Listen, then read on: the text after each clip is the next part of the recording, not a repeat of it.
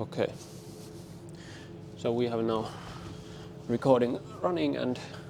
it's already on, okay. Yeah, okay. Yeah, it's already on. Okay. So, I hope it's okay, by the way, in English. I'm always lazy. yeah, but it's okay. I don't know for you listeners or for... Yeah, it's okay. I think we don't have any other options here. Okay, well, the podcast would last like 6 or 8 hours, so I think it would be quite boring for me to look for the words. I mean, I do speak some Finnish, but it's it's like it says on my diploma, keski. What diploma? Keskiarvo, the YKI test. That's what I got. Yeah. So it's the average. That's enough, I think. Okay. Yeah. But yeah.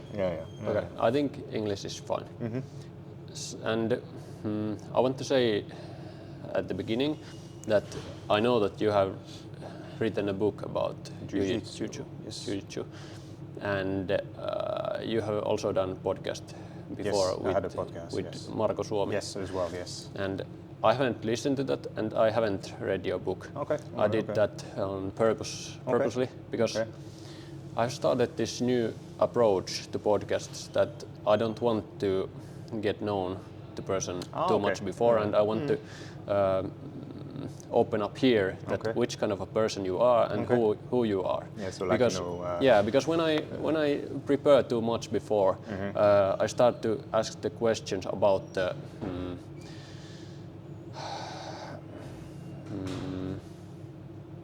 content that I see. Listened or read, and I don't want to do that. I want to be more present here in this moment, and I think it helps me I kind too. of like that too. Yeah. I think it makes sense. Yeah. So the first question obviously is that who you are. Who are you? Okay. Who are you? That's a big question. Yeah. Start very. How do you describe yourself? Ooh. Okay. I don't know. A kid with loads of ambition, I would say. I would start the kid with loads of ambition, like very ambitious kid, very driven. That's what I would start with. Loads of things in my head that I wanted to achieve when I was young, and I always wanted to be someone, whatever that meant. Okay, I start because we are doing this in English. Yeah. So I suppose you are not from Finland. No, I'm French. Okay. Yeah. So when did you come to Finland? 10 years ago. Okay, why did you come here? It's always a good question too. Yeah. Women, weather. I don't know, my wife is Finnish, so it was time for her to come back here. And you met in French? Oh no, we met in Prague, so it's an even longer story. Okay. Like 20 plus years ago. Which part of French are you from? So south of Brittany, so it's like northwest, by the coast. Okay. By the sea. So beautiful place. Pretty much, yeah. Yeah, it's very nice. It's very, very nice. And now you have been 10 years in Finland. Yes, 10 years, yeah. How long have you been doing martial arts? Martial arts, well, I did when I was a kid karate, I did judo, I did kickboxing, and then jiu-jitsu. When I moved here to Finland, I started back because I had started actually jiu-jitsu in 2005 or 2006 in London when I lived there at the Roger Gracie Academy. But I did. How long did you live in London? 7 years about. I think your English sounds a little bit like English. Right. It's a mixture of many things. Yeah. Sometimes when I get excited, the French accent comes up. So it's a mixture of quite a lot actually. So I did jiu-jitsu over there 10 months, and then I decided to move to France to start a business over there with my girlfriend, who's now my wife. And we lived in France. I did a couple of sessions in France of jiu-jitsu, nothing very specific. And when we decided to move here, I told my wife, okay, can you help me look out for a jiu-jitsu academy? Which kind of a business you had? Kettlebells. I was the first one to sell kettlebells in France, Kavakola. So I thought there was an opportunity. I discovered them in London. I trained with them as well. And I thought, okay, it doesn't exist in France. Let's move to France. And let's try to make it happen. And that's about it really. So how many years have you been doing Jiu-jitsu, so 10 years here, and then I did 10 months back in 2005, 2006 in London. So okay. You do only gi or with no gi also? Yeah, I do gi and no gi. Yeah, I tend to go more towards gi, but then at the same time I like both. I always say it depends on the state of mind. That's the way I see it personally. For me, no gi, it's like more primal. It's just like one head, two hands, two legs. That's all you have to deal with, really. Your neck, and that's it. Well, it's the gi. You know, some people say gi is cheating. You know, I like both. You know, yeah. It's all grappling to me. Yeah. Which belt you have? A brown right now, yes. Okay. So I've been 2.5 years, I believe, brown belt. Yeah. Slightly over 2 years. Yeah. Is that something remarkable for you, that which belt you have? Not really, no. I don't care that much. I mean, of course, it's easy to say because I'm a brown belt, but it's, for me, it's never driven me. I never really, because again, you stick with it. You just. But I think there's some kind of a proud when you get a new yes, belt. but it means you just stuck with something for a long time. But then again, you know, there are all kinds of brown belts, all kinds of black belts, all kinds of white belts. Well, it doesn't mean much. I mean, again, personally, I don't compete, so I don't really care. Have you ever competed? Yes, like four times. But it's not that I don't like it, I hate it. So it's a very, very strong feeling. It's a very strong feeling. It's not about like losing or winning. I mean, I don't care about medals or trophies. I don't like the atmosphere, I don't like the smell of everything around. Yeah, it's really weird. I get that feeling. I like to go and watch, like sit in the audience and check out, you know, if I've got teammates, if I can make it. But competing itself, I just don't like it. And I've competed in everything that I've done, even as a kid, a sports team or individual stuff. And jiu-jitsu, I wanted to compete. But again, I'm not saying never again, but it's not something, that's not why I train. How did you succeed when you competed? Well, that's a big word. Did you have first wins? Comp, yeah, a couple.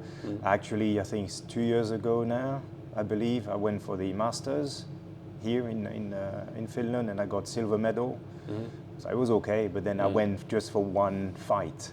I thought, okay, I'm just going to do a fight and we'll see. What I loved over there, it was because of the team. And back then we got the team's trophy. So I was very proud of that because it was like 7, 8, 9 of us, something like that.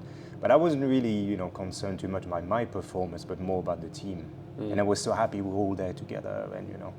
But yeah, I got silver again. I went for one fight, and then I went on and on and on. I was like, okay, got into the finals. I was like, yeah, okay, no idea why.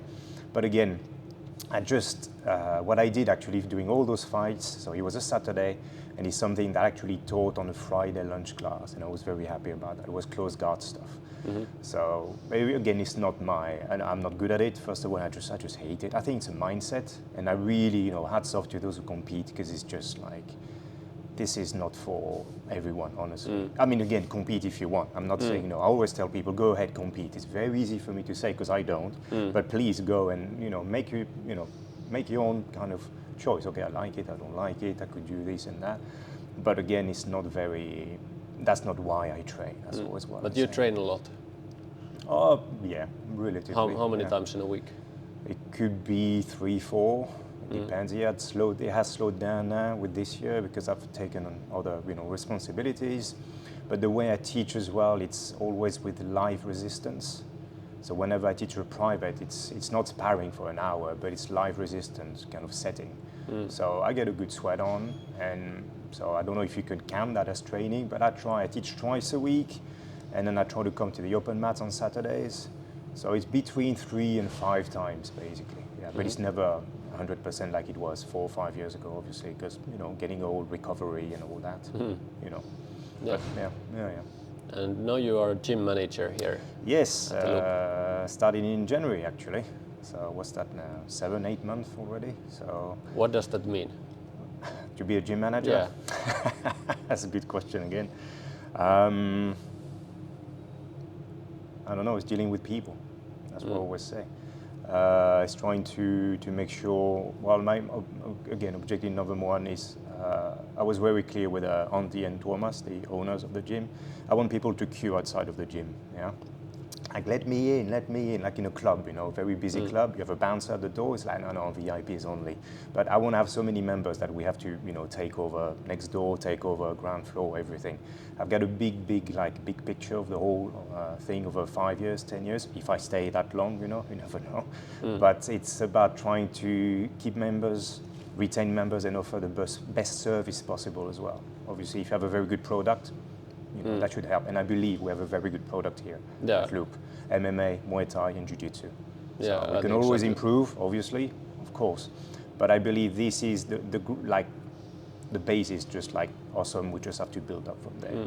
Yeah. So just a few weeks ago, actually a few months ago, in end of the July, I moved to Tuusula, Okay. and I was the member of this gym 1.5 years. Okay.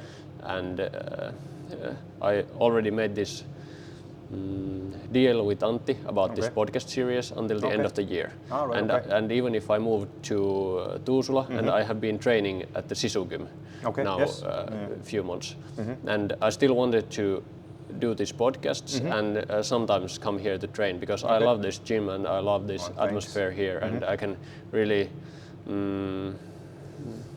prove what are you saying about the product, that this is amazing gym. And but I mean, it was I really both, you know, Thomas and Antti when they took over like 7-8 years ago or something like that from the previous ownership. They just like rebuild everything and try to, you know, increase the amount of members and then the quality of the services as well. So for me, it's almost like, okay, there it is, and then keep it growing. So it's beautiful, and I really enjoy it. Yeah. I really enjoy it. How about this MMA side, kicking and hitting? Have you been? You said that you have done karate. Yes, I've done actually as well Chinese boxing. You know, Sancha, Sanda, depending on where you're from, how you call it. It's like, you know, Kung Lee, who was in the UFC. He was one of the best representative of Sanda or Sancha. So it's Chinese boxing. So it's punches, kicks, and then throws. Okay. Yeah. And I did that as well back in London when I was into my Tai Chi time. And I've always thought there was something missing to the kicking and punching stuff. So obviously, you know, then MMA was in because you have groundwork. I've never actually done MMA, but I've done, yes, that Chinese boxing. But again, I'm as well a physical therapist, and I'm kind of concerned about the amount of shots you get to the head.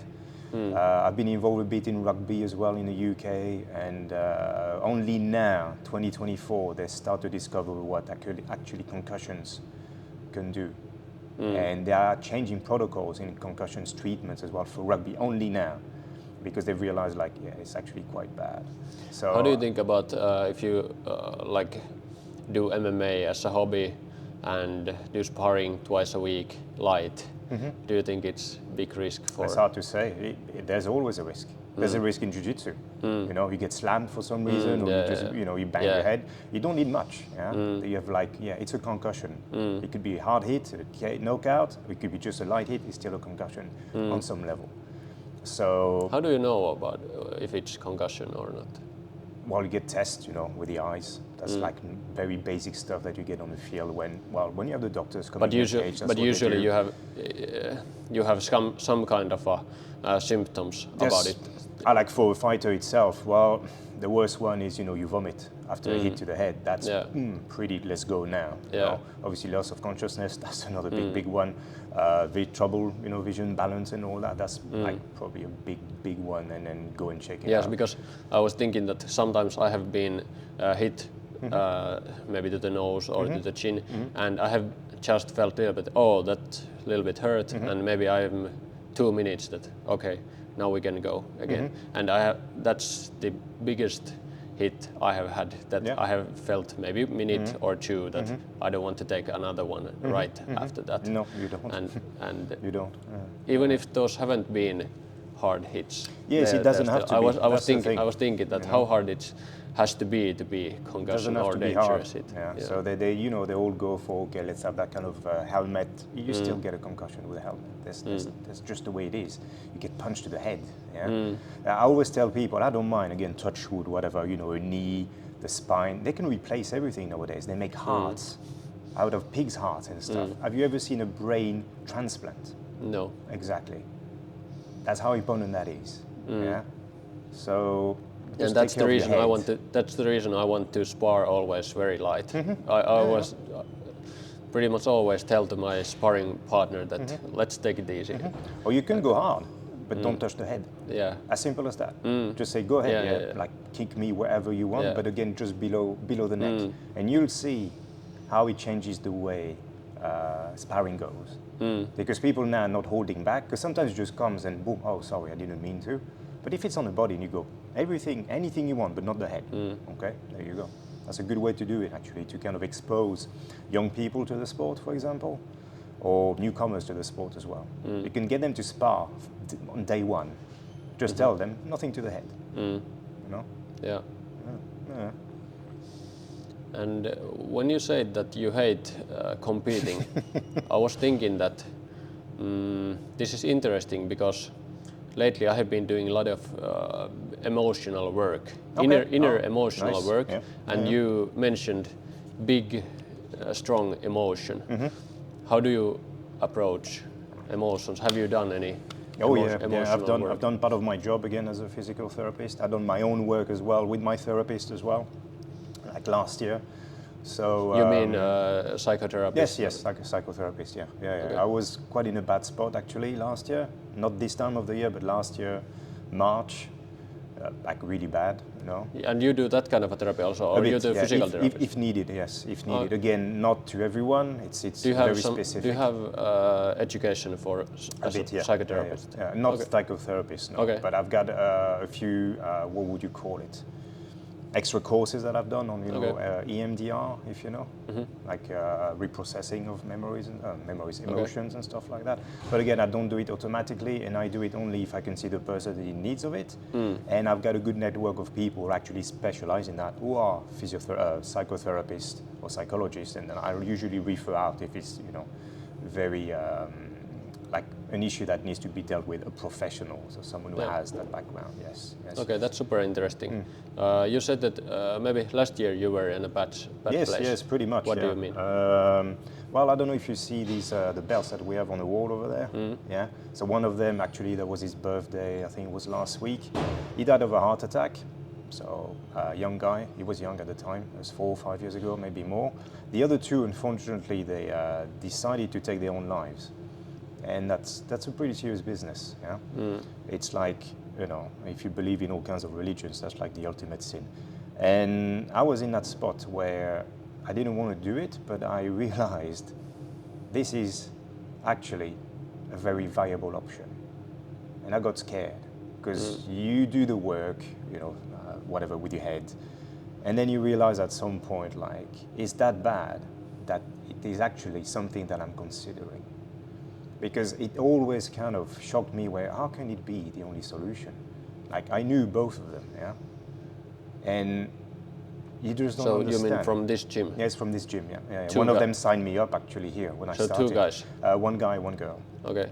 One guy, one girl, they killed themselves? Yes. Okay. Yes. And you just think, like, but what happened? How can it be the only way out of anything?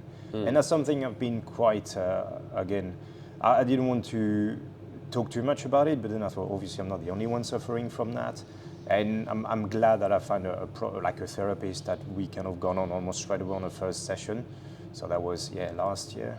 I have to count because now I'm a bit lost with, okay, how did with you, the time. But how did you come out from that place? With work. I had a session every week with that person. We did almost 20 sessions in a row. It was like back to back, and I said, no time off, holidays. Like, it's was the way there, was there some kind of a breakthrough, something that was the most important in your process? That's very good. No, just a few. There were breakthroughs every 2-3 weeks, but it was like building up, But the thing is, the first session I had with him, and he told me to do that thing. That's the thing I did, 4 or 5 months later. I would say I would never do that. And that's actually probably that was one big breakthrough, if you want. And that kind of from there, it's like, went up. You mean after 4 months, 4 or 5 months, you said that you will never do it? No, the first session he said, hey, by the way, I think you should do this, yeah? I don't know, I don't want to go into detail for people or, Yep. I mean, I can talk about it. Again, I'm out of it, I'm very happy.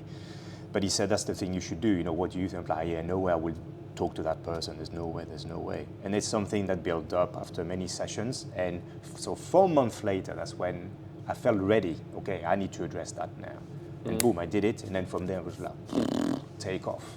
And it's very, again, but it's, I know people that have been in therapy for many years. He told me, my therapist said, for some people it takes like 2-3 years to reach that point. And he told me you should write a book and everything. I mean, I was obviously very happy. The thing is, because again, I know very close people to me, they are in therapy and it's work. So did I understand right that you had some kind of conversation that you needed to have. Yes, exactly. And that was the that was a big breakthrough for me. So if you want to talk about breakthrough, there was a few, but that was probably the first one. To which I said when we started, I will never do that. yeah. Is there some kind of a I think that's work to get there. How about in that work? Were there something that was breakthrough? Yeah, because every time it's like I was telling my therapist, I'm getting upset, but towards me because it was right in front of me the whole time, and he kind of smiled and said, "It always is." It's because I lack the perspective of the whole situation, of me, of my relationship with everything. So that's why you need someone from the outside. It could be a friend, it could be a family member, and that's the thing. I was never on my own. I had my therapist, I had my very good friend as well, who helped me a lot, and she was listening, always there. Other friends too. So it's a matter of asking for help and just accepting. But then again, it reflects what I do in my own physical therapy work. If people are not ready to get help, that's the big issue. And you can only do so much. And I know because I was told, oh, maybe you should go and see a therapist. No. Because I wasn't kind of ready. And then I had a big thing happening. And okay, now is the time. Because otherwise, 2-3 months down the line, I'm going to be one of the belts over there. Sorry, on the wall. And, that's not really great. But I came to the conclusion, this is actually, I understand now why people do it, whereas before I didn't. So you went to the place where you feel like you understood. Yeah, that's the thing. That was very scary. What was their like as in, situation? This is, you do this and that. Oh yeah, go ahead, kill yourself. That's probably a very good option actually. But like I told my therapist back in the day, I wouldn't have done anything about it, but I realized, okay, I understand why they do this, and I can see, which is weird, I can see this is actually a good solution. And it's terrible. It's very sad. But then I don't know if glad is a proper word, but I went there, I kind of knew, because now I had the perspective, I had like they say in English, the agency, it's like how you can see, control. It's not really like, I control everything, but like, this is something I can do about, this is not much I can do about, but I can get help for that. So, yeah. And about the emotional work, did you do that emotional work a lot in therapy, that you recognize your emotions and speak them out? Yeah, not that much, but just enough for a few things. And trying to understand why, again, that's my big thing, the why I was feeling this or that. So it wasn't really like a big emotional stuff, like you have, what's it called, a TRE or something like that, like stress release therapy, or I can't remember what it's called, I can't remember. Yeah, I know. But like, I've never done anything like this, but there are a few tools that I use to reach, those points. And I'm a big list guy, so I like to write down, especially nowadays. If you tell me something, it's always been like this, but if you tell me something I probably won't remember, so I have to write it down straight away. And that's something I did as well during therapy. I wrote everything down we were talking about, and then I just reread these every now and again, just to again get a perspective, and that helped me a lot anyway. Do you write a lot daily? Yeah, pretty much. Yeah, me too. It's probably a weekly basis I do more. Like on Mondays, I've got my own routine with the gym, because I've got 3 jobs altogether, if you think about it. So you are like gym manager, you are a physical therapist and jiu-jitsu coach. Yeah. Because I teach here twice a week, and I've got privates as well. So yeah, it's like a trinity. So do you have here, how do you call it, scheduled training for groups? Yeah, so I teach the Monday evening session from 8:15 until 9:45, and the Friday lunch class 10:30 to 11:30. Okay. And both classes are in English. So and both are gi? Yes, these ones, But then on privates I have gi and no gi. Okay. So, yes. Pretty much, And that therapy subject was very interesting for me, because last week I started my own therapy. Good. Yeah, that's good. And I think also the big jump there is the moment when you realize that I don't survive by my own anymore, and I need help. And I have also gotten some comments about some random people or some friends that they say that it's sad that people need therapists because we should have friends to talk about. And I think that's also true, but I think still it's okay and it's sometimes even necessary to have a person who is only there for you for that moment. Maybe one hour in a week or 1 hour in a month. I think that's it doesn't mean that you can't have friends if you talk once in a month or once in a week for a therapist. But it's good to go and see a professional. That's their job, and they have even more perspective. If they don't know you at all and their own experience, and everything. And also, I do also therapy kind of work. I do coaching, and I do personal coaching where I work a little bit like, or my methods work the same way as therapy. I think the most, and what I have heard and what have I read, the most important thing in therapy is that the therapist is in presence in this moment and sees and hears you and is interested about you and cares about you. And that's the professionalism of therapist in my perspective. What do you think? Yeah, I completely agree. Yeah, it's what we call building relationship. That's the way it works. You have to build a relationship, to build trust, so you can share stuff, you feel comfortable with that person to share stuff that you've probably never shared before. So of course, I agree. Yeah, and I feel angry because I don't have any formal education for doing therapy, and I get a lot of comments from people that you shouldn't do that because you don't have, you are not educated and things like that. But you can always get educated if you want to. I can. But at the same time, I know that education, formal education, it's not the really professionalism. What do you get from there? I understand what you mean. So that's why I don't want to go there only because some people say that you can't be professional if you don't have this. If it's not true, so no, I understand. it's interesting point of view. At the same time, like you can, I don't know if you can compare it, but you don't have any formal education for jiu-jitsu, for example, or would you take jiu-jitsu lessons from the guy who has done it 10 years or the guy who has gotten formal education? I actually have a diploma in personal training, so it's part of it. Kind of, you have jiu-jitsu on, and then and you keep updated. But I understand what you mean. And the one reason I haven't gotten any formal education is because you were talking about these gym members that killed themselves. So when I was young, I had an uncle who killed himself while I was 12 and he was 25. And he was at the same day he killed himself, he was going to get his diploma or he was going to graduate from university. And I admired him so much when I was younger. I was all the time thinking that I want to be like him. And I had any idea that he's going to do that, and no one else did.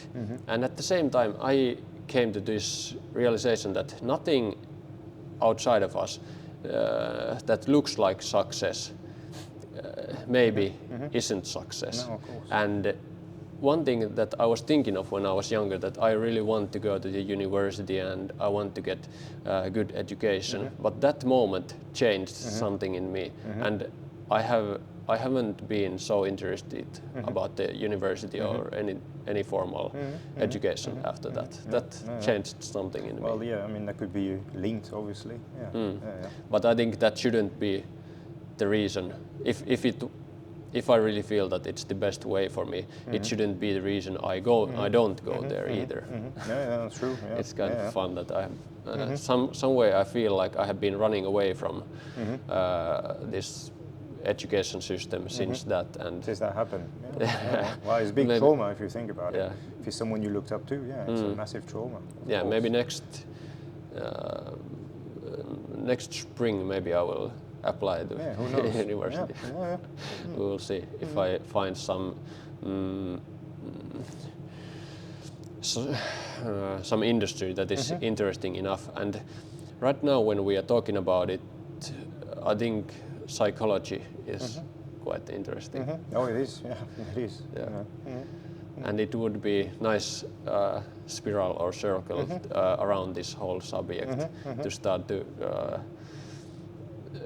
study psychology. Oh yeah, yeah.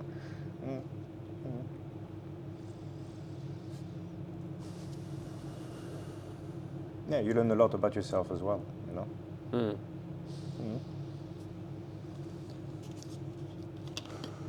We are now engaged, and this place, this cage, represents me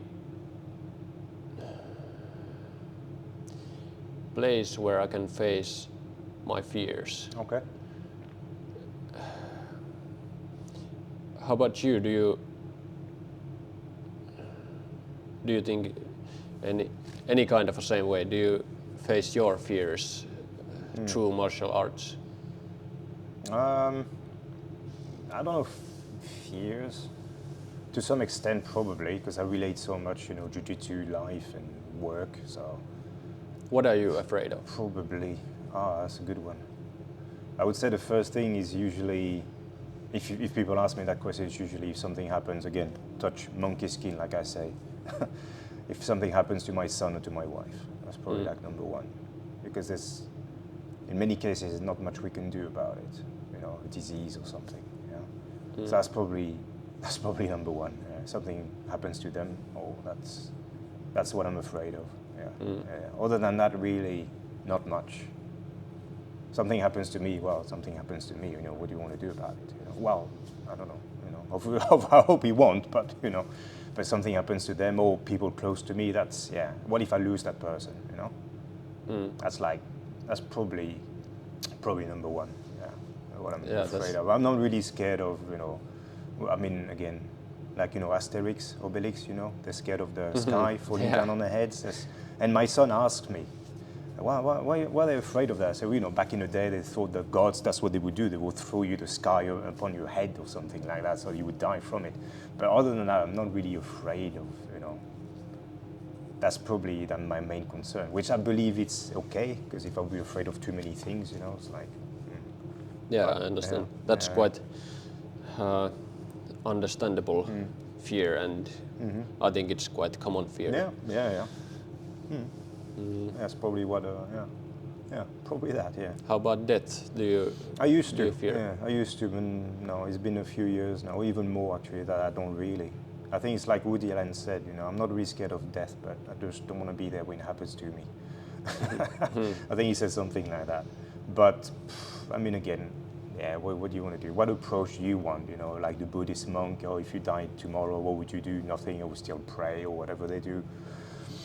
Yeah, for me, it sounds a little bit like fear. If you say that I don't fear it, but I don't want to be there. So why don't you want to be there if you don't fear that? So that's not what I would say, but that's what Woody Allen said. But for me, no. I used to. I think when I was young, because I realized very young that I'm going to die. So then I got scared, like very young, very young, too young maybe, because I understood what it meant. Like, as in, you're not there anymore. What does it mean? Like, you're not there anymore. But for me, it was my way of seeing everything else is happening around me, but I'm not there to witness it. But that's like, you know, as part of my personality of, you know, I want to see everything, do everything, because otherwise, you know, I don't know, I need to do and touch everything. So that's what it meant back then, you know, like I couldn't watch my favorite cartoons or whatever they would come up with, or play my games. I was like 6 or 7 or even younger. Yeah, are you sure? For me back then, that's what it meant. But I mean, no, are you sure that you're not here anymore after you die? Yes, I am, yes.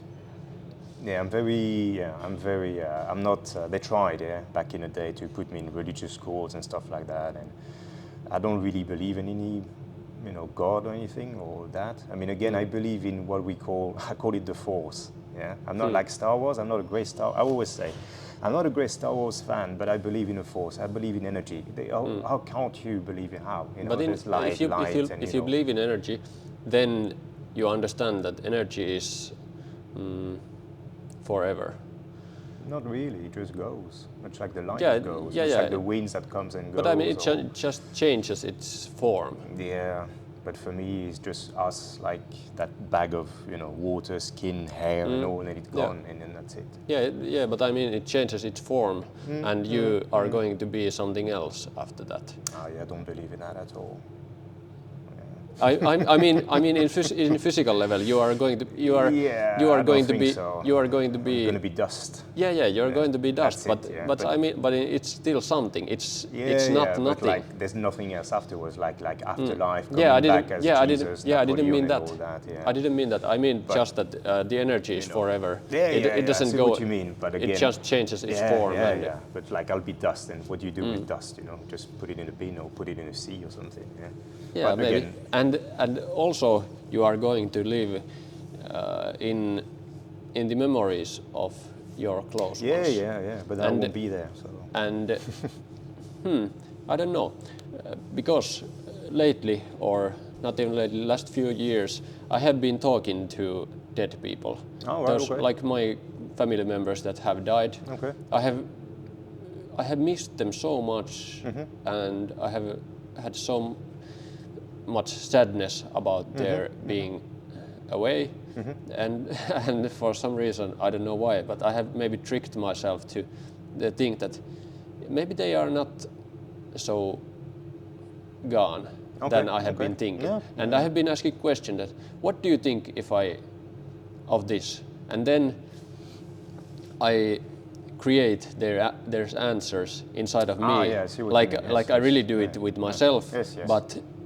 I can feel them inside of me, and I can have conversations with them inside of me. Okay. I don't really see their physical forms Yes. in this world, but I'm having conversations with them, and I found it Interesting. very useful and therapeutic that I don't have to be so sad, because I can still have those conversations with them inside of my head, and that helps me to approach that's good, death. And also my own death, that it's easier to approach it when I'm believing that I will never be completely gone because of the energy level. And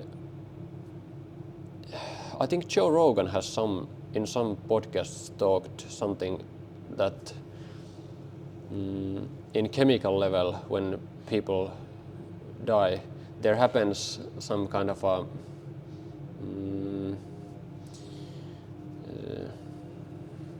Like transformation or something same than when you eat mushroom. right, okay.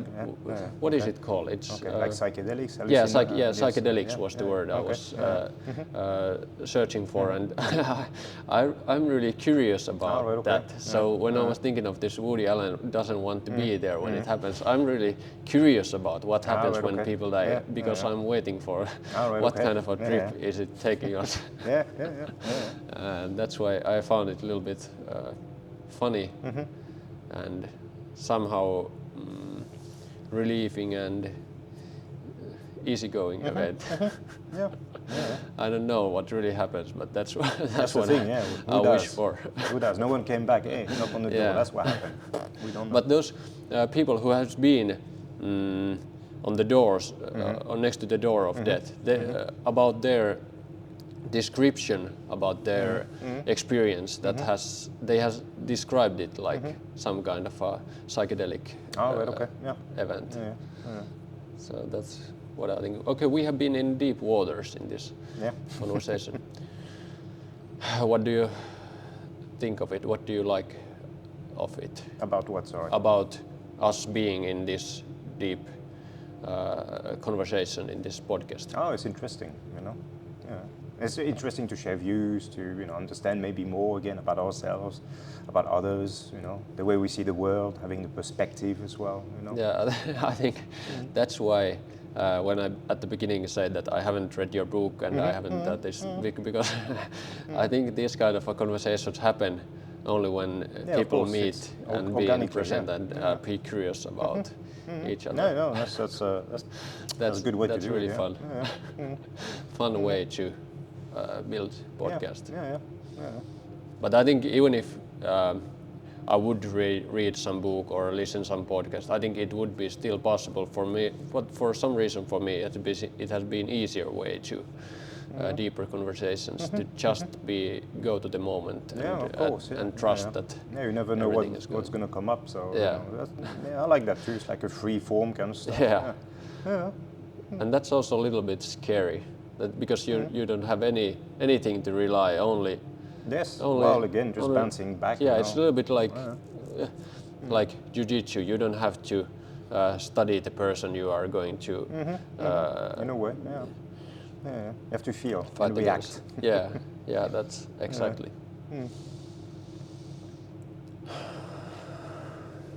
I was thinking also that should we do some sparring in this Oh, really? podcast? That I was thinking, but not really. I was just. I'm not asking here that should we do it. I was just telling about that. It. All right, okay, yeah. That'll be fun. Yeah, that'll be fun. Yeah, I think maybe for you. Oh, I don't know. Yeah. That would, because I have done this a little bit over 1.5 years, and I have never won in spar anyone else than other white belts. Okay. Yeah. Not, if someone has blue belt, they have beaten me. Maybe sometimes against blue belt I have managed to be without tapping one round. But okay. that's a start. That'd be interesting format to do a podcast. It's like you grapple as well at the same time. Yeah. And that's interesting way to have conversations and make the decisions. I have this friend that we took a match in MMA a few years ago. He was 100 kilos and I was 80 kilos. And he had done a lot of fighting and a lot of MMA before that, and I hadn't done anything. We just took a match. And he obviously won in maybe 1 minute. He just did some Americano for me, and he was gentle. And we became very good friends, and we have been thinking of and talked a lot about being business partners. He was concerned about that we are going to have so much conflicts about the decisions, and I said that we can always wrestle about them. And he was that, that wouldn't be quite fair for you. But I think that's one way to make the decisions, and I think that's one way how people make really the decisions about the physical power. It doesn't always have to be about wrestling or grappling or fighting, but I think that physical element is still present in every conversation somehow. And maybe the one who is stronger one in physical level is very often also in reality the stronger one in conversation. What do you think of that? Yeah, is there anything true in that? Yeah, probably. There's a saying where I come from. It's like it's like 80 kilo guys listen to 120 kilo guys usually. That's what they say. That comes from rugby, and it's, I don't know, it's quite broad. I don't fully agree with that, because there's so many other ways. Me neither. There's so many other ways to do it. It's not because you're physically strong that you have the best idea or whatever the more effective idea for that thing. But yeah, I don't really agree with that. I don't think you need to be physical. Yeah, me neither. I don't agree with that in every situation, but there is definitely some situations you can go to in life where that really affects. Yeah, I hope it's rare. For example, when you meet some mean guy in the dark alley, and you can see that he's so much stronger than you, and he says 1 + 1 is 3. Maybe it is 3 then. That's quite extreme example. But I understand your point. Yeah. Well, I just and hope it's not that's true. that's really extreme point. And in normal life, I think it really also happens and it affects about the things, but it's not so radical. Yes. Yeah. I think it really. What's the purpose? What's the goal? What do you want with that? So would we listen to the physical one or to the brainy one? Really. Yeah, and also in human interactions, there's also, we are so into networking and about networks. So social skills and these emotional skills that we were talking about are so much more important in human interactions. Yeah, I mean, again, going back to one of your first questions about, what does it mean to manage the gym? Yeah, that's what it is. You interact with people. If you watch The Walking Dead, you've watched probably The Walking Dead, the show on TV? No? Okay. I used to watch it, and then I remember watching actually like a breakdown of The Walking Dead, so people kind of reacting to the episode, and someone said, it's not about The Walking Dead, it's about the people. So it's not about the zombies and stuff, who cares? They're just going to eat you alive because that's what they do. There's nothing else, It's about the other people around. That's where the issues were coming from, or that's where the solutions were coming from. So it's about, again, creating, building a relationship, building some trust. That's like, again, that's the way you kind of go around with life. When I was in London, I was part of it, different teams that managed, we used to manage restaurants, and I was probably back then the youngest general manager of a restaurant, Michelin star restaurant in London. And from almost the get-go, I was like, it's about, the food, again, the product is great, etc. But it's about dealing with people, the staff and the customers. Staff like front of house and back of house. So the whole thing was around trying to, and different nationalities. That was really interesting. It was juggling with different people, but then again, I was like 3 or 4, so, you still wonder sometimes at that age, you like men, women, or whoever, you have no idea. So, how do you actually go around managing that kind of place? Again, you're not alone, you have a team with you, but you have to manage that team, whether it's 3, 4, 10, 20 people, And again, it was about building relationship. It was about... How did you end up in that kind of a situation in young age? I was headhunted, actually. I was working I moved from France, I wanted to work, and then usually back in the day, that's what I used to do. Cross over the channel, get to London, you want to learn English, whatever that means, but I wanted to work. And then I had a small background in kind of restaurant stuff, so I applied in one very big restaurant. And I got hired there, and after a year and a half, I got headhunted to go and open, to be part of the team that would open the first, actually, Michelin star Japanese restaurant, actually, in London. So yeah, I ended up in that Japanese restaurant because I was headhunted by the, CEO of the company or whatever it was who created that. But again, that's how I ended up there. So again, because I built a relationship with someone who was going to work there or in the same company, and I was recommended, and then they came to look for me, and I was like, yeah, let's go. So yeah. But again, it was all about that, building relationship, And again, it's not about lying or, for the purpose of getting whatever I want. No, it's for the greater good or whatever needs to be done. Yeah. So I was trying to, as much as I could, just, talk to everyone, trying to understand. But then again, at that young age, it's quite tricky, especially when almost everyone is older than you. So but it's quite fun. It was really, it was a great experience, very good experience. Yeah. You learn a lot about human nature, about people, again, different nationalities. I was working with Chinese people, Japanese people, all kinds of African people. That was great. They spoke French because I'm French. I was speaking French sometimes with them, and then you speak some English with others, and then sometimes a bit of Spanish with them because they were from South America, for example. So it's like all around. It's like really, really, really good stuff. So that's, again, London is like such a huge melting pot, so you get to meet so many people. It's just different nationalities and culture, and that I think that the fact that I was dealing with so many different nationalities, maybe a couple of Finns actually, maybe one, and that actually taught me a bit more about human nature, how we interact and all that. What did you learn about human nature from there? Like, again, wherever you come from, it's all the same. You have to build a relationship. It's different way you're going to do it. Again, just like in jiu-jitsu, I have to go and submit you. I'm going to do it in different ways. So that was the same thing. You didn't need to build a relationship, and maybe with you, I'm just going to go, hey, how are you doing, blah, blah, blah. Some others, you just need one word every now and again, and that's enough. Because if you just go too much, it's, who's that? What do you want from me? So I think that's what, looking back at it again with that perspective, I think that's what I'm very happy about. That I was young, but then again, I was dealing with so many different nationalities that kind of helped me again understanding the human nature of the whole thing. And human nature is to connect with other human.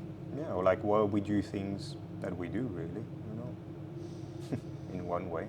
So that's why, understanding a bit more as well how we interact with this thing or that person, or so yeah. So could that be called love? Oof, I'm not sure. I don't think so. No. That's another thing. Yeah. Again, I might be wrong, but again, that's another thing. Maybe more caring than love. But is love caring? Yeah, I think that's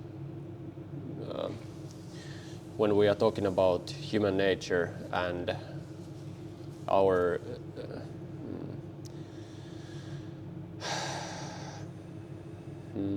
capacity of tend to connect with each other. I think that's pretty close to love. And what human nature really is. Yeah, in a way. That's quite important question that we can ask from ourselves, that what is human nature? Is it loving, or is it neutral, or is it bad? Oh, it's quite a lot. It's quite many things, I believe. Human nature. Yeah. For me, it's what we do things the way we do them. But you don't see. From there. But you don't see that on the bottom level, when all the surface is scratched away, there is loving creatures, all of us. Not necessarily, no. Okay. No. Don't know why. But no. Or not just that, let's put it that way. There's more than that. Yeah. So you believe that there's also bad people? Of course, yes. I do. Yes, there are. Plenty. Too many. Have they born bad? Yeah. That's a very good question. I'm no, psychologist or like social expert or anything like this. Yeah, you don't have to be. I don't think there's any gene or a couple of genes that make you born bad. But no, I don't think there's only good people. No, there's good and bad. So I was telling my son, you need everything in the world. Unfortunately, nothing can be only pink and bright and beautiful and great. You need everything. You need some kind of balance. But then again. Yeah, are we born bad? I'm not sure. Maybe you're born in bad conditions. But, yeah, I think that it's quite a big. It's a big question for me, and I don't think I've got the the tools here to actually answer it. I will explain how I see. I see that all the people have born good, and when we scratch all the traumas and all the events from our lives, we are good people. Okay. All right. And we are good people that are sometimes doing bad things to each other. And that's why we also need to prepare that there is sometimes you need to be strong, and you need to express your limits, your borders, and prepare that everyone doesn't treat you well. But still, it doesn't matter that it doesn't mean that they are evil from the bottom of their heart. Even I think every one of us do sometimes bad Of course, things. I see your point. That's how I see the world, and that's why I was thinking that when we were talking about human nature connecting, I was thinking that it's very close to love and human nature. Yeah, okay, I get your point. That's how I see. Okay. And that's interesting that when we, especially for me, it's interesting because I believe like this, and still I train mixed martial arts where we are learning to knock each other unconscious and that's the and do all the nasty things to each other. Maybe it's the complexity of the human nature, maybe. And that's why I'm always, when I'm speaking to professional MMA artists, I'm interested that how can you do this kind of things to other people? I know. Yeah, but some really like it, Some like the violence of it, which, I can understand that. They may be like, but still I believe that there's behind of this, there's good person doing this for some reason. Maybe someone has treated them very bad when they were young, and that's why they have learned to love violence and hurting each other. But then I always say, is it controlled violence? There's another matter as well. It's just violence for the sake of violence, or is it controlled violence? Yeah, at least in jiu-jitsu. Well, maybe in some way. But because there's a purpose to it. You want to win a title, or you want to beat them up, but do you really want to hurt them? Really, some do. I'm sure some do. Some want to hurt the other one, but at the end of the day, is that all of them? No, I don't think so. But it's controlled violence, and what's the purpose of it? I think that has to be kind of. And very often there is still this respect behind the show. People are just saying, for example, in the press conference that I want to hurt you, but that's still there's respect behind. From wrestling, WWF back in my day. Yeah, of course. I was just seeing the Netflix documentary about the Mr. McMahon. Have you seen it? Yeah, I'm watching it. That's quite well, that's my childhood, interesting character. All that. I was watching that. I was 8-9 years old, So that's my childhood. That was quite. Because again, when you're a kid, you see this. Oh my God, those guys are like bigger than nature, and then just manage to jump that high, and then you try to do it at school, and obviously they tell you not to do it because it's so. It came later, those kind of announcements. Please don't do that at home, Because again, in the 90s, like late 80s, being over 90s. When you were young, did you believe that was true? That it was real? Some of them were bleeding. I mean, I've watched some fights. I know they're not very good actors most of the time, but when they bleed, whether it's fake blood or not, when you're 8 or 9, you see that on TV and you're like, oh my God, what's going on? But then they stand back and say, oh, they're superhuman or whatever that is, Of course, well, when you're a kid, it's like you see that and they jump and they sweat and that's like I thought that was like real. But I mean, again, that's the thing, it's real.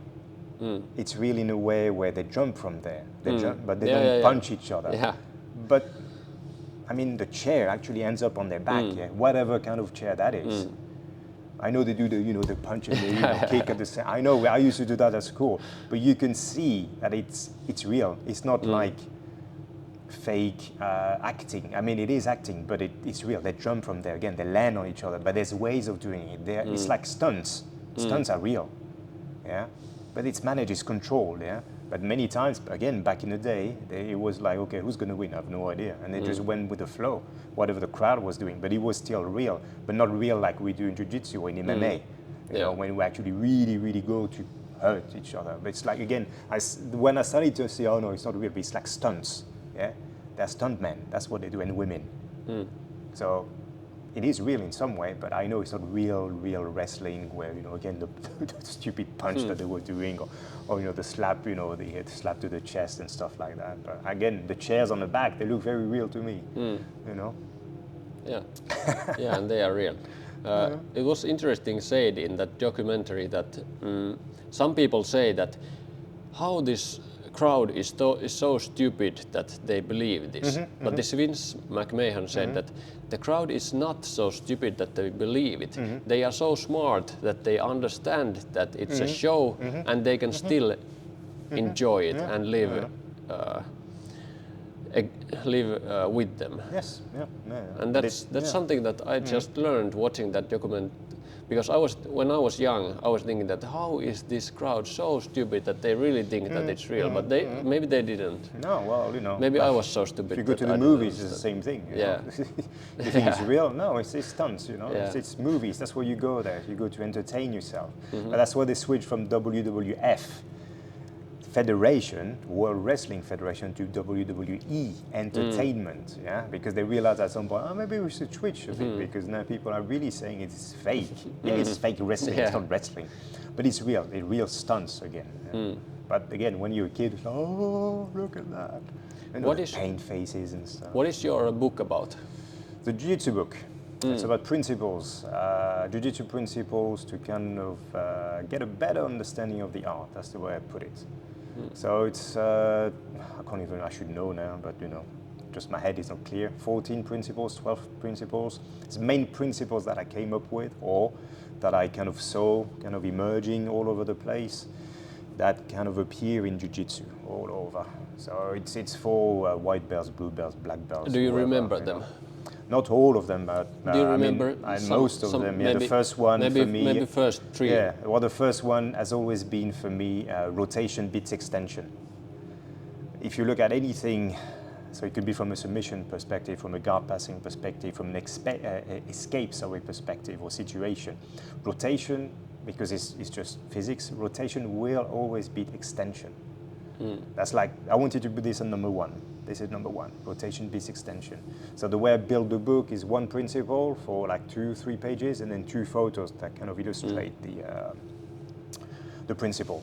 So that's probably for me anyway, the biggest, because I saw it like appear in so many instances, like, I need to put that there. Because, you know, someone gets you an arm bar, what are you going to do? You're going to have to rotate the shoulder in or out, If someone, that's a big thing. When you pinned to the ground, how do you get out? You need to find a way to rotate. If you manage to get at least one of your shoulders off the mat, it's already a very good starting point. So there's rotation there. They're extending on you to make sure you don't move. You know, they're extending your limbs and everything to pin you. So you need to rotate to escape. So again, rotation beats extension always. One other one was as well, like if you can dominate the space in between the knees. Like whenever you pass the guard or stuff, you can open the knees, you close the knees from any guard positions. And at the bottom here, you get into all kinds of crazy guards with the legs in between the legs. The one who will dominate the space in between the opponent's knees will usually kind of win the exchange. There's one about as well, because I'm very big on, I hate the word detail, and many people, how is the detail that makes a difference, and that's the one detail that would change everything. Well, is that a detail if it changes everything? No, it's precision. So it's precision over detail. I might sound like an a-hole, you know, when I say stuff like that, but for me it's very important, because it's just, well, we always say, don't worry, it's just a little detail, you know. Don't worry about that on the contract. It's just a little detail, don't worry about it.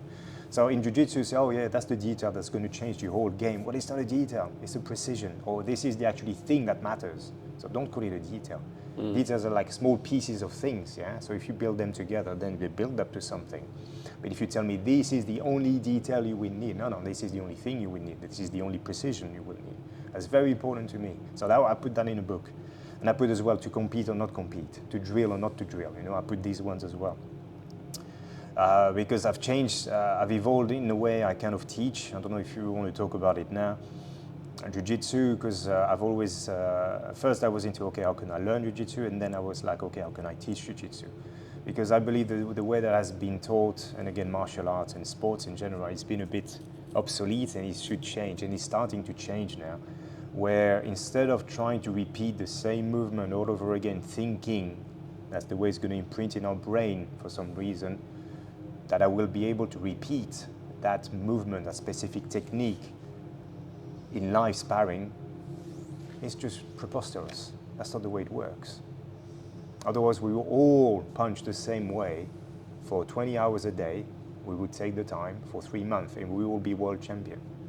But that's not the way it works. Or is it? I don't know. I don't think so.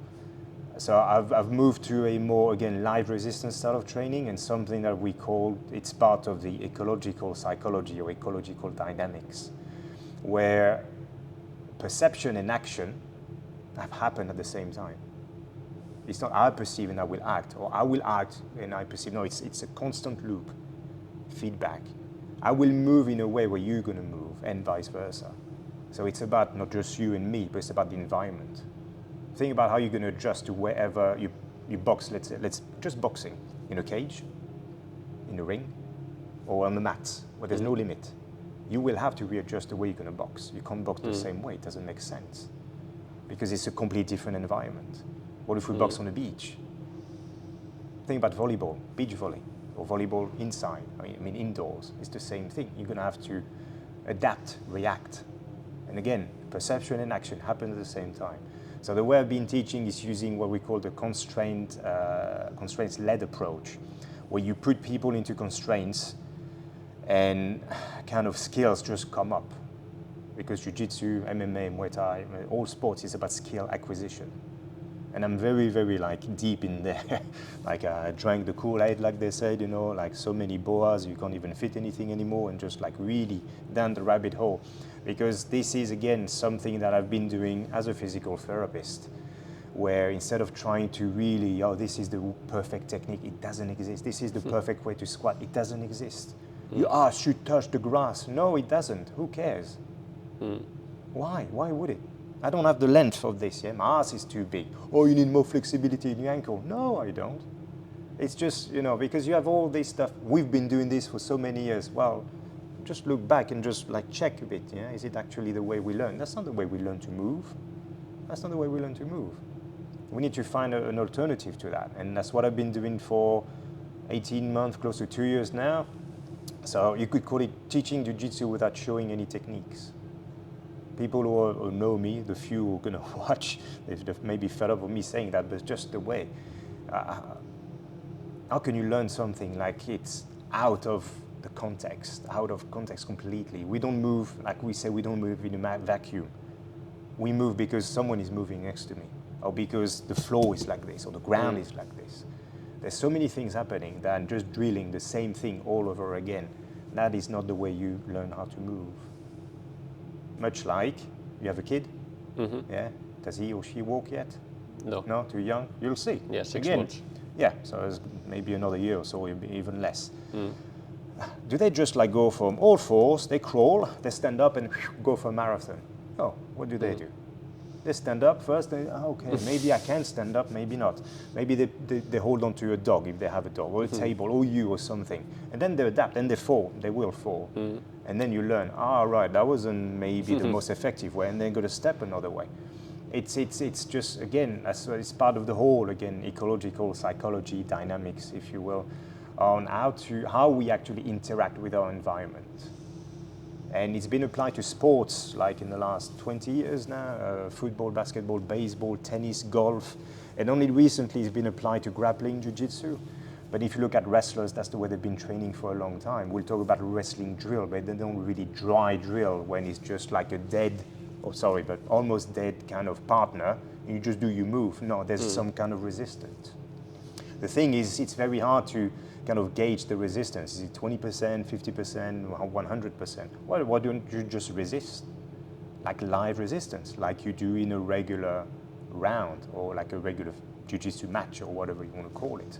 So that's the way I've been kind of teaching jiu-jitsu lately, where I'm getting the concepts, I'm getting the ideas, and I'm just going to go put them in a situation, and then bottom player, you do this, top player, you do that. So it's very constrained to what they can do. They're not constrained to techniques, they're constrained on what they can do. Like you can't put your For head example, there. what could it be? Well, like a funny game I like to play standing up. It's very simple. It's just how to learn to get to a leg or a double leg. Yeah? So the attacker will try to wrap both the hands around the back of the knee. That's the job of the attacker. The job of the defender is to make sure that doesn't happen. That's it. That's all you need to do.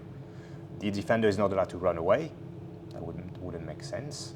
And the attacker is not allowed to take down. It's just about wrapping both the hands behind the knee and go. That's it. That would be one type of game or drill. But for example, this kind of a practice, if you have, then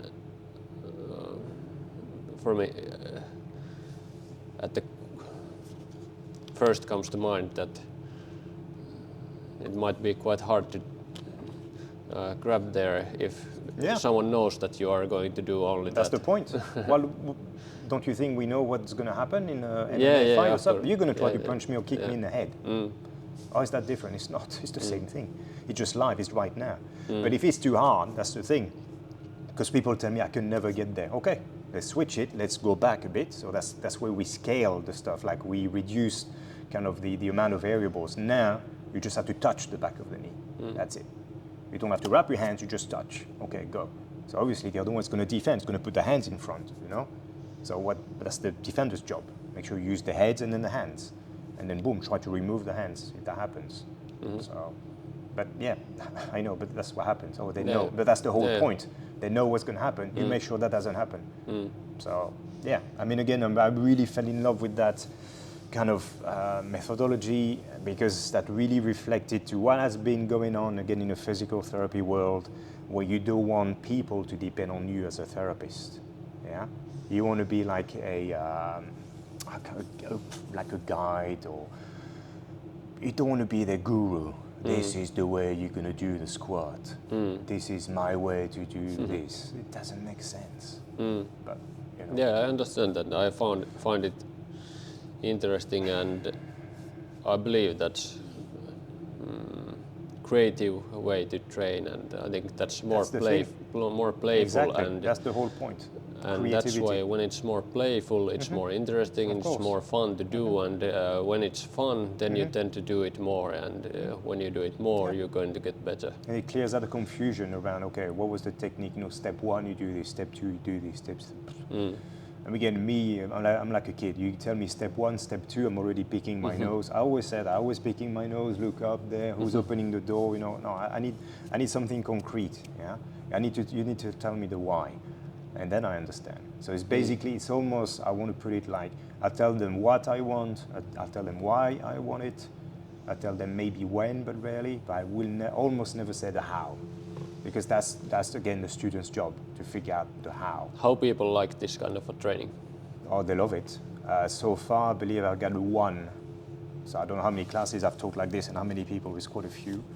But I've only had one kind of person who was really, wow, completely, I don't know if against it. Maybe, again, I always say I didn't do a very good job at explaining, so I should have explained a bit more what, you know, the intention was behind that. But, I mean, again, my classes are really, you know, I have to say popular and people like it. And again, I see, it doesn't matter if it's me or someone else, but I just see the progress. And I can see less confusion, and I can see a better understanding of the art, because it's not that complicated after all. If you talk about jiu-jitsu, I'm going to try to break your leg, break your arm, or strangle you until you pass out. It's that simple. It's not easy. You're not going to let me do that. But we have to really jiu-jitsu, it's very simple, much like MMA. Yeah? But there's so many ways of doing it. You know I'm going to try to kick your head, or I'm going to try to punch your head. I'm going to try to grab you here and then throw you on the ground and maybe punch you even more. There's no secret. I always say, you know, you can't pull out a knife. You can't bring a friend. Then that's wrestling, yeah? But that's it. So why do we complicate it with so many ways and technique? But it's you know, it's simple. But again, it's not easy. There's so many ways to do it. So many ways you're going to make sure that doesn't happen. So again, that clears out the confusion, because we just, again, we kind of have a better perspective of the whole thing. It's like I give you a piece of a puzzle and I say, go ahead, have fun. And I have no idea what that is. So that's what happens when we give you one technique. Or if I tell you what the puzzle is about, and you actually find your own pieces and you put them together. And it's like, oh, that's my puzzle, jiu-jitsu. Wow, that's great. Yeah, and then someone comes in and then he gets that piece of the puzzle and just kind of breaks it. Oh my God, what happened? Well, you have to create your other piece of the puzzle. Which again, you become very creative, and again, it gives more responsibility as well to the students, where they don't have to come to me, oh, how do we do that? I have no idea. You figure it out. This is why you do it, this is what you're gonna do, you know, take them and then put them on the ground, but you just do it however you can. I mean, again, sometimes people are, oh my God, that's the work, that's the thing. For me, you have to tell me why, and please, I'll figure it out. Yeah? How about other coaches? Have they applied I know this some method? have tried a few. again in their own way, and you know, there's more again around the world in the jiu-jitsu community that I've tried, and it's like little by little. Some say it's like a fad, you know, it's going to disappear, but what people tend to miss is actually that the way, how could I put it? Well, constraints-led approach again has been on in the again, like I said, football, basketball for a long time, 20, 40 years in some cases. It's not like it's going to disappear, but the ecological psychology, again, it explains what's behind our behavior within the environment.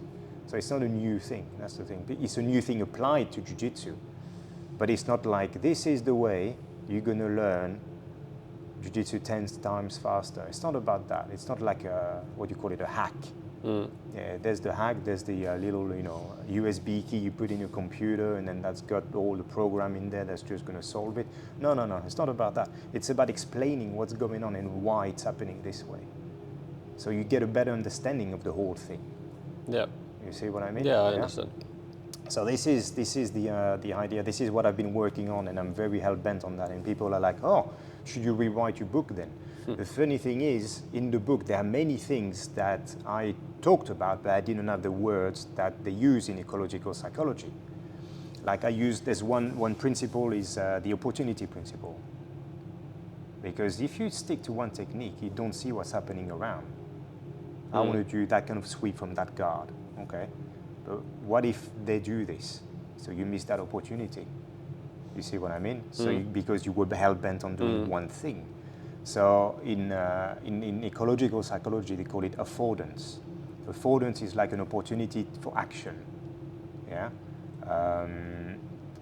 For example, I try to sweep you in one way, but you post with your hand because you don't want to get swept. Yeah. But I'm still trying to sweep the same way, not noticing that hand. So I'm missing that affordance. Your hand gives me an affordance to maybe grab, pull out, and keep the sweep, or switch the sweep a tiny bit. To readjust, to be a bit more creative. So, and then there's many things like this. So, but going back to the book, there's one book I call one principle I call the Spice Girls principle, or the Instagram principle as well, you know, because like in the 10th planet system, you call names so people will remember, yeah? So you all remember the Spice Girls, so because it's like combining masses, you know the song they had, When Two Become One. Don't know if you know the song. I'm not going to sing it, but that's the idea where you combine masses. In a sweep, you want to combine masses. Yeah. If you want to reverse someone, you need to combine masses. If you want to take someone down, you need to find a way to combine masses as well. So that's why I call it the Spice Girls principle, because two become one. Our two masses will become one. And the Instagram principle is like more or less action-reaction, which is you follow me, I'll follow you. You know, that's what we do on Instagram, more or less. So if I try to sweep you one way, but you tell me, I'm not going to follow you there because I want to go that way. So I'm like, okay, let's follow him and go that way. You see? So we kind of, again, but that's part of the perception action that I talked about before. You know, I perceive that you actually move there from my action. So I just need to go and act that way because of your perception. Again, it's a constant loop. But I'm like really passionate about that method, like, you know, constraints-led approach within the whole ecological psychology stuff. So I've been studying quite a lot of that, and it's been fascinating. Do you know that does this gym name come from that Which one? loop? No, actually no. That's something you should ask Antti and Tupe, Thomas. Yeah. Because I think that comes from pretty much that principle. Oh, that right, okay. That probably, yeah. I've never actually asked the name. That Maybe it's never-ending loop. Yeah. This I mean, I like the name. martial arts. Yeah. But yeah, I should, yeah. Oh, I came up with it. But yeah, you know, I know people who've been trying to use that again methodology in MMA as well, you know, and they've been quite successful. They're successful, so they've used it for 4 or 5 years, and yeah, they can see very good stuff to, you know, coming up. Yeah, I believe in that. That kind of a training. The good thing is you get live resistance. That's why I think we miss a lot in jiu-jitsu. Yeah. Because we can do it actually in jiu-jitsu because we don't punch each other or kick each other. So there's a way we can apply it safely. How do you think that, for example, sparring in jiu-jitsu, how developing do you think that is for your skills? for your It's jiu-jitsu? primordial. Like I said, if you just do drilling, so by drilling I mean you try a move on someone who's not really reacting, was not reacting at all. What do you learn? Nothing at all. But can you really learn to be very good by just sparring? Very good, no, but you learn a lot more by sparring. That's when you learn. That's where you expose everything. That's where you try stuff. That's life. That's what, again, train like you fight, fight like you train. So why do you drill? Unless you do kata, you know, like in judo and karate, maybe. Still, it's not really 100%, but no, you have to have live resistance. You have to have proper feedback. Like, I don't know, I could have a stupid example of if you cycle, if you cycle, I don't know if it's proper, but let's say you do like, you know, Tour de France style of stuff, but then your sport in mountain biking. How is that relevant? Not very relevant. Is that really part of the same environment? But what is the point of drilling then? What is the point of training? I don't know. Drilling. I mean that. What is the point of this kind of a training? That, for example, you make this kind of a situation, or why don't you just spar? As because it needs to be organized. Because sparring is complete chaos. You just have the rules. Maybe a referee, maybe not. But you have to have some kind of system. You have to have it organized in some way. Otherwise, if it would be football, everyone just play football. There's no training. It's just matches. I don't know, Monday to Saturday. But it has to be, systematized in some way to develop the skills. And it's hard to develop a skill, again, if you have that chaos of jiu-jitsu, like, let's go for it, the whole game of jiu-jitsu. So imagine the way, if you want to say it this way, it's like the whole game of jiu-jitsu, we're going to split it in parts. Within these parts, because again, they stand up, guards, pins, submission. That's it. There's nothing else. Yeah, that's all. However you want to put it. Top, bottom, top, bottom, top, bottom, top, bottom. Yeah. Within these ones, you just split them, you know, into different systems as well. And, you know, guards, whether it's like one leg is between your partner's legs or both of your legs on the outside of the legs. But nothing else. Yeah, it's that simple. So you just try to do it this way and then organize your training around that to develop skills. And if you are only sparring, it becomes also boring. If you it can be at some point. It's fun. It's great. It's fun, but if you are only sparring, I think it becomes like boring. Let's put it this way. And I think it's very useful also for your skills to do this kind of settings. Well, you have to. How else do you want to learn? Again, you can. But you can learn also sparring. But I think but again, you have to. It's like, let's imagine you don't know anything about football. Yeah. So imagine jiu-jitsu. Someone doesn't know anything about jiu-jitsu. You show them a drill, someone drilling a technique. Yeah. And you say this is jiu-jitsu, or this is the way we train jiu-jitsu. Okay. And they're like, okay, I like two people. They're doing some weird stuff with a gi, for example. And I say, okay, now football, let's say you know football, yeah, of course, yeah. And I show you someone kicking a ball against the wall. And I tell you, this is how we train football. What would you say? I don't know. Yeah, you say, is that really? Is that the way you train football? No, it doesn't mean anything. It doesn't make any sense. Or even, let's say, two people now kicking the ball, like just passing the ball. Hey, that's the way you train football. This is football. No, it's not. Oh, where's the field? It's like 11 players, 11 aside, yeah? So you can't really say, and that's the whole point as well of that constraints-led approach, when you design the games, if you want to call it that way, it has to be reflective of what happens in jiu-jitsu.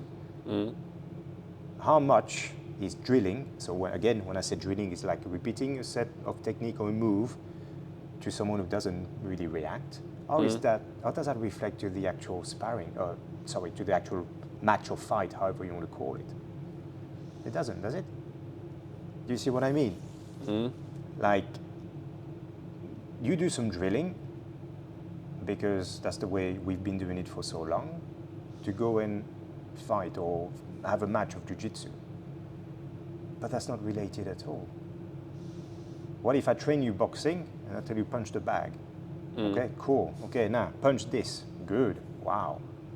And then I'll go, okay, let's go to the ring. Someone is actually trying to punch you. Do you think your training reflects the actual fight itself? No. It's not boxing match. You never had someone trying to punch you. Even if I have my pads and I do these so you can move down and up. But you're like, this guy is actually trying to punch me in the face. Just boxing, yeah? Let's keep it just boxing, yeah? And he would come back to me and say, I've never trained boxing. And oh, no, but you punched the bag, you punched the pads, you know, you went up and down. Doesn't make sense at all. So why would we drill? Thinking, again, that's like, I'm very hell-bent on that, that will build that skill, because we repeat the movement so many times, that will be, you know, muscle memory. That's like completely, that doesn't exist, yeah. The way we understand muscle memory is not the way it works, yeah. It's like completely different.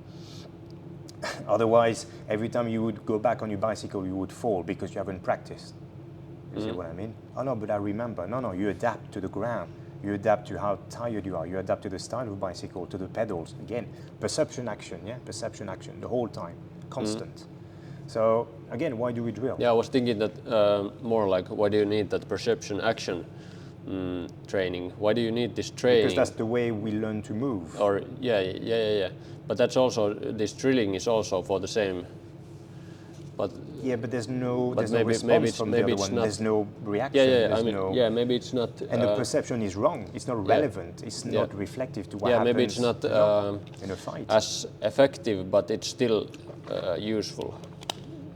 Maybe. Yeah, I have to disagree. I don't think it's useful at all, because there's no. Again, okay, let's go back to the. I always take that analogy of cycling. When you learn to ride a bicycle, yeah, if you remember, I don't know, you had those helping wheels here at the back, yeah. That's why I talk on Marco's podcast. What's the first skill? What's the skill you need to ride a bicycle? If you think about it, it's not complicated, yeah. But what's the skill you need?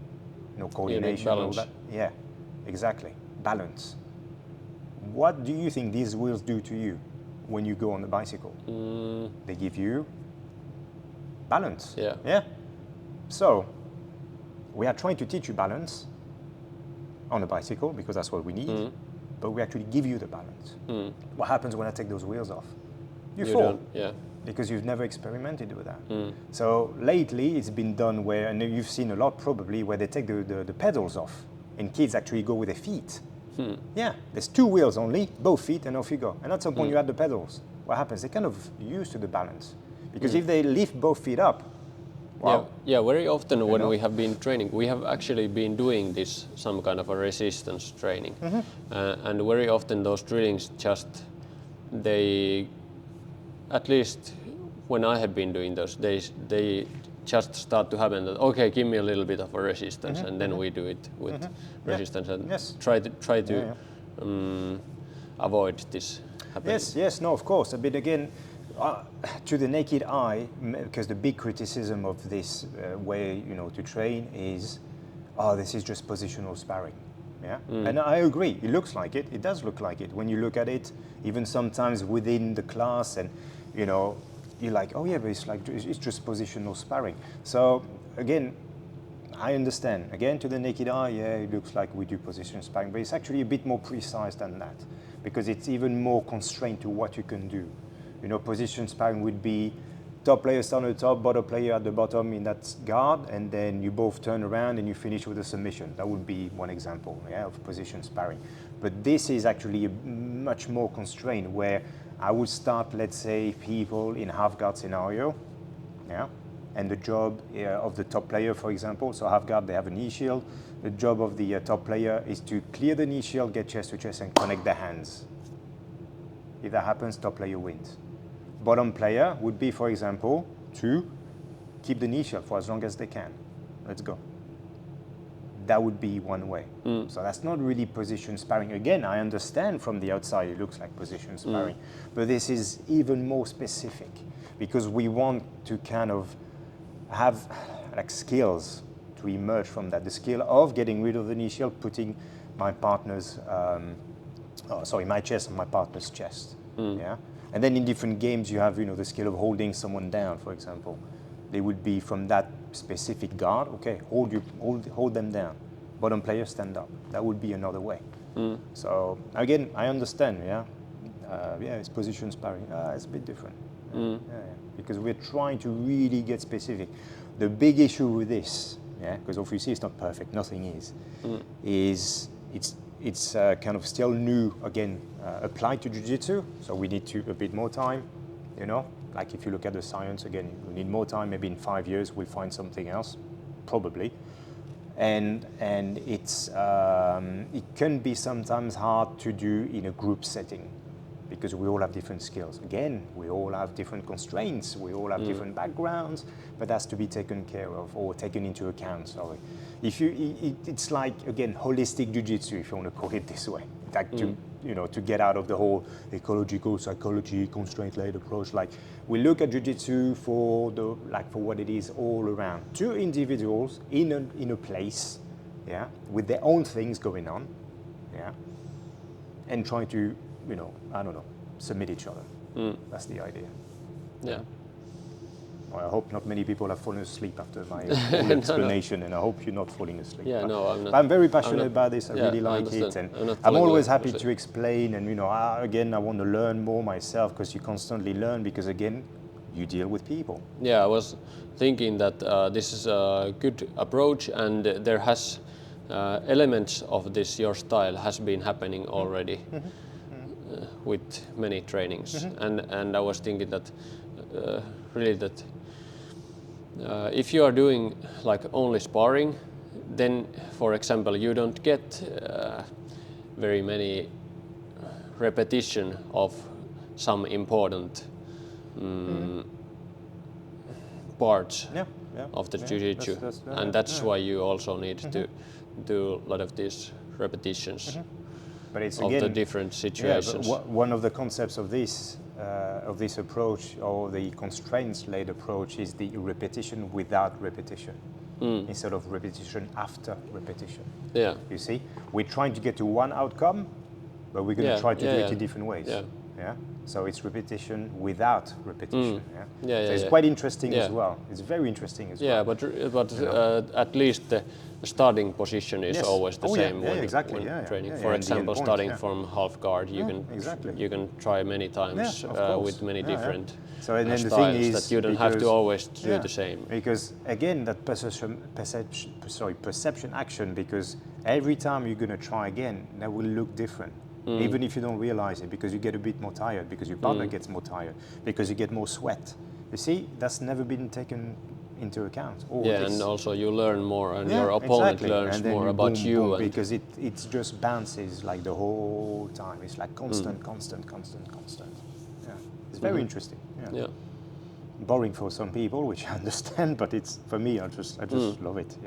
Yeah, for me it's also very important. I think it's making everything in life more playful is. Yeah, that's one big thing as well. Yeah, like Auntie always tells me, like, remember, it has to be fun, and that's true. Yeah, sometimes it's not fun anymore.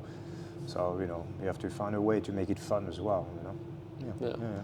And same with the podcast hosting. I think making this more playful and fun is a nice way, and I don't know how to do it, and just be in this present is good. And sometimes even being playful, or I don't know if I'm just dark guy some way, or some way twisted, because I also like this deep conversation and diving deep into some subject and listening to what other person says. And when I don't understand some concept, I really try to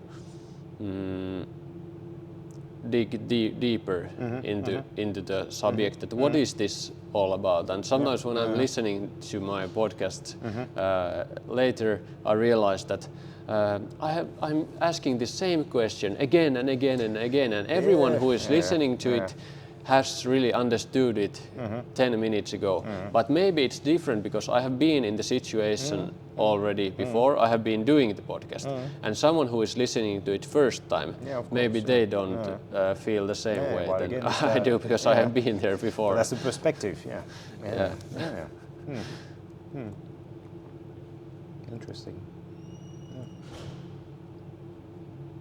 Okay, we have been, I don't know if this clock is right, maybe we have been discussing over an hour. Okay, good.